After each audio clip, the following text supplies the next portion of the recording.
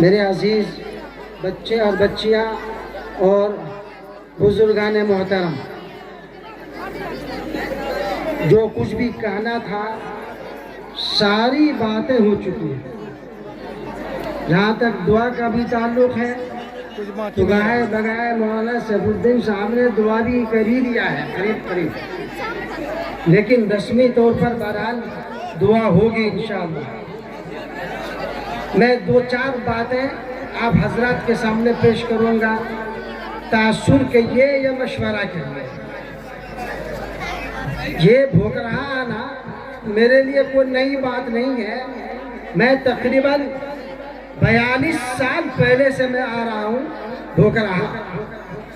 اس کی وجہ یہ ہے کہ آپ لوگوں نے دیکھا ہوگا ہمارے رفیق محترم میرے دوست ڈاکٹر مولانا ابو البقا صاحب ندوی یہاں پر موجود ہیں۔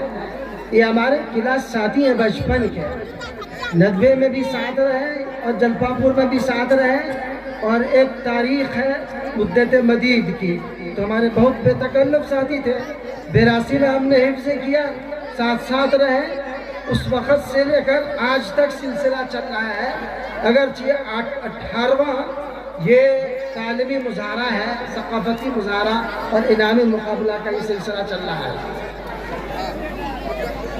میری ماں اور بہنوں، مجھے تو داد دینے میں باک نہیں، میں برملا اب سب کو داد دیتا ہوں، اور مجھے حیرانی ہوتی ہے کہ 5 دن سے لگاتار رات گئے تک آپ بدستور پابندی کے ساتھ سب لوگ، چاہے مرد ہو یا عورت ہو، بچے ہو یا بچیاں ہو، چھوٹے ہو یا بڑے ہو، اور ڈائس کی جتنے بھی زینت بننے والے ہیں، سب لوگ آ رہے ہیں پابندی کے ساتھ، اور اتنے رات تک آپ بڑے ہی دھیان کے ساتھ سن رہے ہیں۔ مجھے اس پر بہت تعجب بھی ہے، اور آپ سب کو مبارکباد بھی پیش کرتا ہوں۔ یہ اس بات کی دلیل ہے کہ آپ کے اندر شوق ہے، آپ کے اندر جذبہ ہے، اور اللہ پاک اس جذبے کو زندہ رکھے، برقرار رکھے۔ عزیز نوجوانوں، تھوڑا سا ہوش سنبھالیے، تھوڑا سا صبر کے ساتھ رہیے۔ بات ختم ہونے جا رہی ہے، یہ آخری مجلس ہے اور یہ آخری شب ہے، جس کو اللہ زندگی دے گا آخری، پھر دوسرے سال حاضر ہوں گے، اور یہ اللہ کرے یہ سلسلہ چلتا رہے۔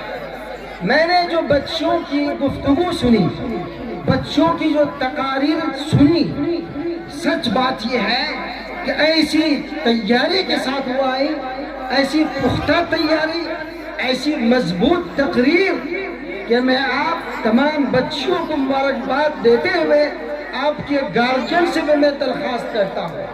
دیکھیے، بڑے خوش نصیب ہیں وہ ماں باپ جن کے گھر میں مقررہ ہیں، مبلغہ ہیں، داعیہ ہیں، عالمہ ہیں۔ اب اس سے بڑھ کر کیا ہوگا؟ جن بچیوں نے تقاریر پیش کی دلائل کے ساتھ، تمام موضوع کو قریب سمیٹ لیا، اور ایسی طاقتور گفتگو اور ایسی تیاری کے ساتھ پیش کی ہے، ان تقاریر کے بعد اب کوئی تقریر کا موقع محل ہے؟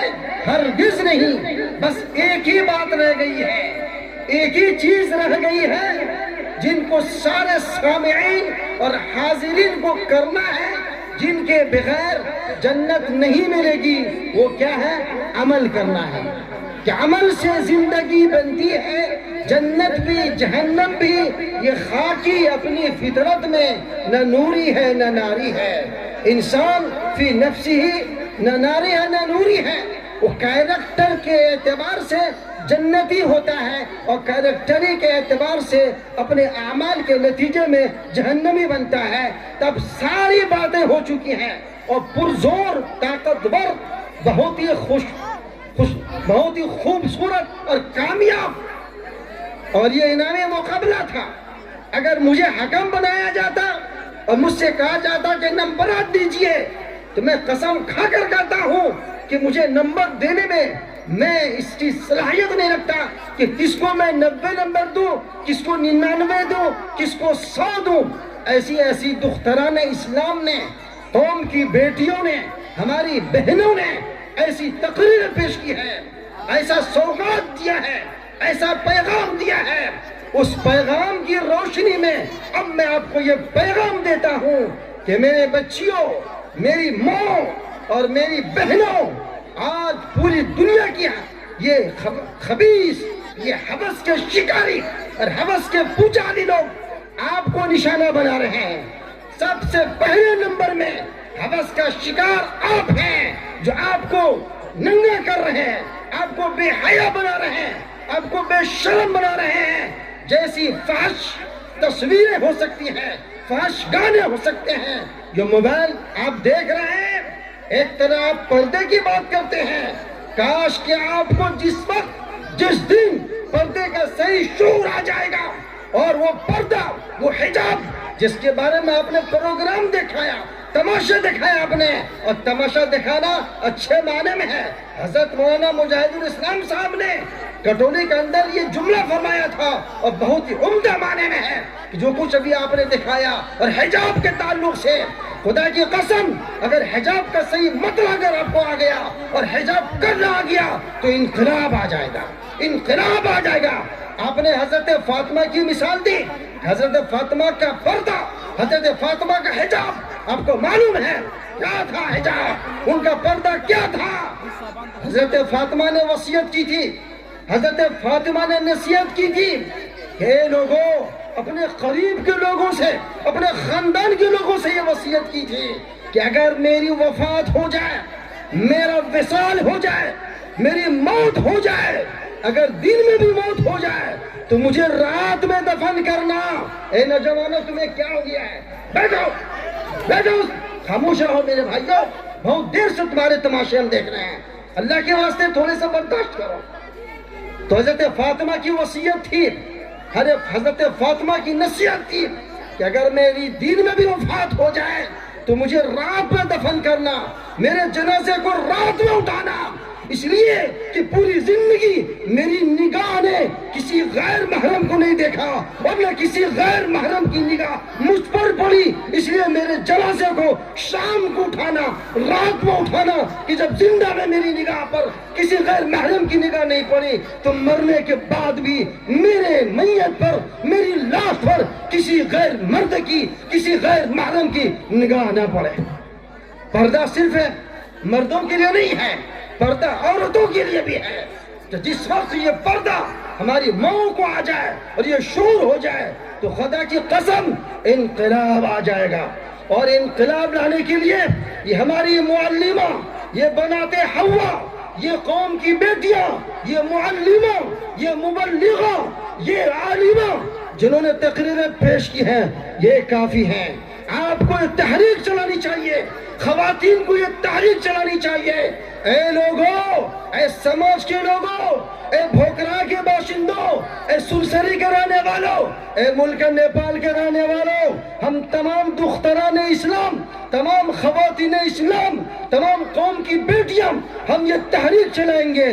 ہم اس دور میں انگریز کے فیشن کو نہیں چلنے دیں گے، ہم غلط رسم و رواج کو پنپنے نہیں دیں گے، ہم سماج میں برائی کو رہنے نہیں دیں گے، ہم آنے نہیں دیں گے، ہم بھٹکنے نہیں دیں گے۔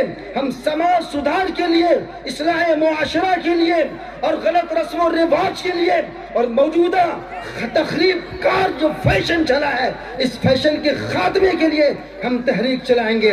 آپ خود اٹھے، جو آپ کو بے حیا بنا رہا ہے، یہ یورپ یا امریکہ، جو لوگ امریکہ سے، برطانیہ سے، جرمنی سے، فرانس سے ڈگریاں لے کر آتے ہیں، میری ماں اور بہنوں، اس کو قابل رشک کی نگاہ سے لوگ دیکھتے ہیں۔ ذرا سن لو کیا ہو رہا ہے۔ ارے وہاں پر جو لوگ جاتے ہیں وہ مشینی زندگی ہوتی ہے، سب حکومت کے غلام ہوتے ہیں، بیوی الگ نوکری کرتی ہے، شوہر الگ نوکری کرتا ہے۔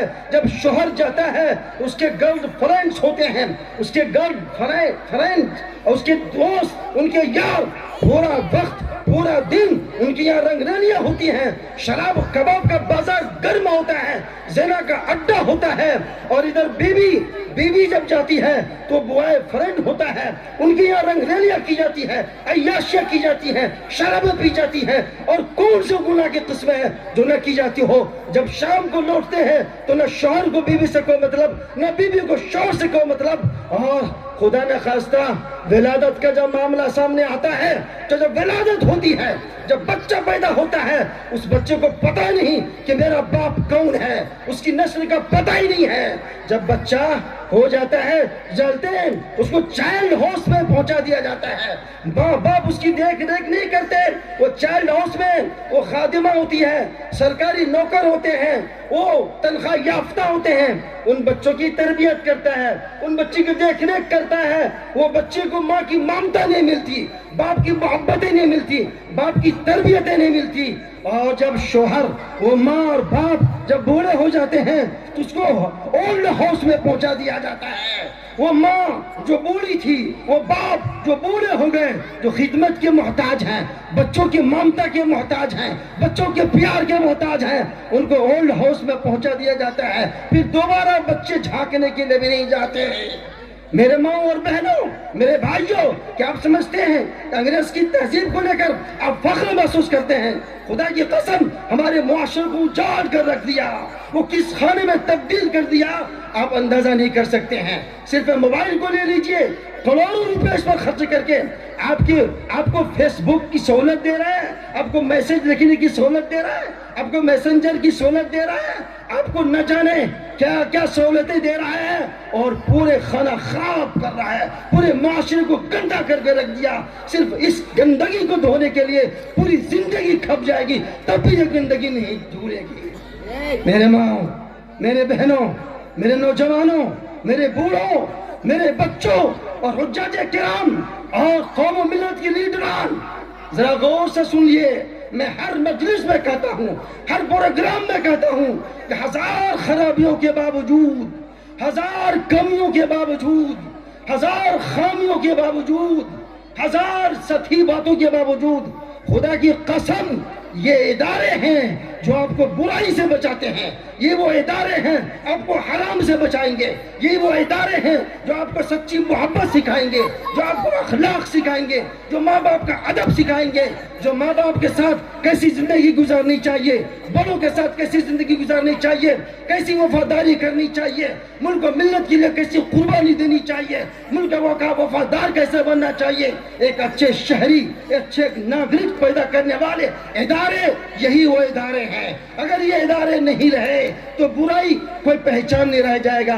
ابھی جو کچھ پہچان ہے، دیواریں ختم ہو جائے گی، دیواریں جو حائل ہیں یہ ساری چیزیں ختم ہو جائے گی، باپ بیٹی میں کوئی واسطہ نہیں رہے گا، کوئی پہچان نہیں رہے گا، بھائی بہن میں کوئی پہچان نہیں رہے گا، جانوروں سی زندگی بن جائے گی، بلکہ جانوروں سے بھی بدتر زندگی بن جائے گی۔ لہذا ان قلعوں کی حفاظت کرنا آپ تمام عورتوں کی ذمہ داری ہے، آپ تمام مردوں نوجوانوں کی ذمہ داری ہے، اور یہ ہماری نئی نسلوں کی ذمہ داری ہے۔ ان کے ساتھ چیلنج نہیں ہے، یہ چیلنج بنے ہوئے ہیں۔ جو لوگ کہتے ہیں ہمارے سامنے بڑے چیلنجز ہیں، غلط ہے، اس طرح کو بدلیے۔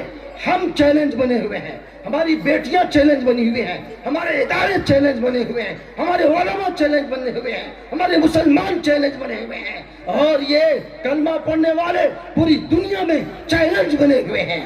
قرآن نے چیلنج کیا، آج تک اس کا جواب کوئی نہیں دے سکا۔ قرآن چیلنج ہے اور قرآن کے ماننے والے ہم چیلنج ہیں، ہمارے سامنے کوئی چیلنج نہیں ہے۔ جس دن ہم مسلمان پکے ہو جائیں گے، جس دن ہم اللہ کے سچے بندے بن جائیں گے، یہ انقلاب آ جائے گا، پورا ملک، پورا نیپال ہمارا امن و امان کا گہوارہ بن جائے گا، محبت و پریم کا گہوارہ بن جائے گا۔